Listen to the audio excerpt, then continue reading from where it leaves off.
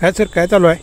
नाही रे, आता कुस्त्याच्या मैदानाबद्दल मी आता आवाज उठलेला होता. वाईट वाटते प्रत्येक टायमाला. मला काही कळलं नाही या महापालिकेचं की पैसे नाहीत, पगार होत नाहीत म्हणतात, इकडं म्हणतात माणसं कमी आहेत. अरे काय चाललंय ही ह्या गोष्टी? आता तुला सांगतो 5-6 वर्ष नगरसेवक नाहीत, या महापालिकेचा एवढा पैसा वाचला आहे. कमीत कमी मायामध्ये 10 ते 15 कोटी रुपये वाचल्यात. तुला कसं सांगतो?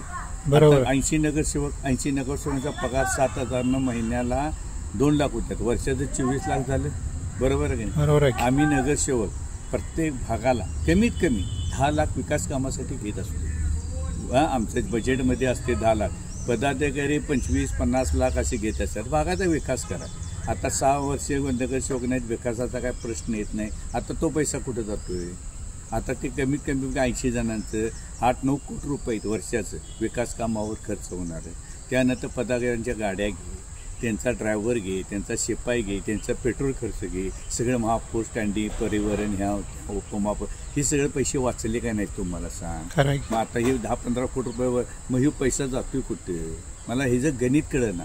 लक्षात आलं का तुझ्या? आम्ही पण पदं भोगल्यात, आम्ही पण कारभार केला आहे. पण माझ्या मते ह्या नगरसेवकांनी असं होतं 10-15 लाख विकास कामासाठी भागात गटार रस्ता ह्या त्या मिळत होतं. त्यावर हे सगळा पैसा तर वाचायला का नाही? आणि प्रत्येक टायमाला माणसं नाहीत.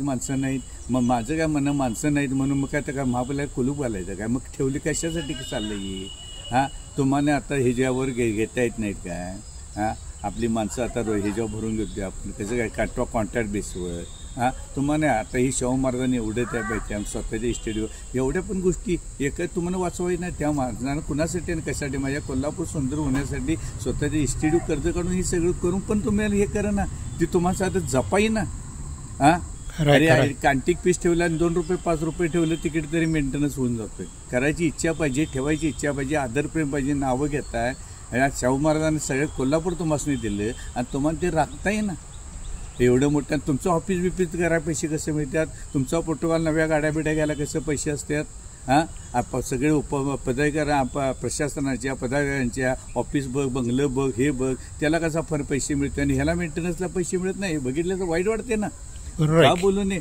माझा राजा येतो त्याचं दिले म्हणून आम्ही आज खातो. आज जे आहे अभिमानानं आम्हाला वाटते, आम्हाला वाईट वाटते, डोळ्यात पाणी येते ना. मग का करू शकत नाही? आणि नाही म्हणून सांगा, आम्हाला जमत, आम्ही बघतो ना कसं करायचं. त्यासाठी मी हे म्हणतोय प्रत्येक टायमाला एवढी मोठी संस्था आपली आहे, आपले घरावाने आहे, जरा तर म्हणाय नाही तर जाण्याची माणसाने इच्छा असल्यावर मार्ग असतात. दाखवा 8 दिवसात नाही मी चकाचक करून दाखवत नाही तर दुसऱ्या बाच असली. आम्हाला पण कळते कशी कामं करून घ्यायची. मनात इच्छा आवड पाहिजे, आदरप्रेम. आणि हे लोकप्रतिनिधी या कोणाला दिसत नाही. याचं नाव घेत आहे का नाही तुम्हाला सांग? अशी किती अरे काय त्या माणसं मग कुणासाठी आणि कशासाठी केलं तिने? हे जर जपता येत नाही तर का उपयोग नाही? स्वतःचं घर बघा, स्वतःचं ऑफिस बघा. यामुळं बोलायचं. आज परिस्थिती बघितली आता आल्यात आता 10 वाजता.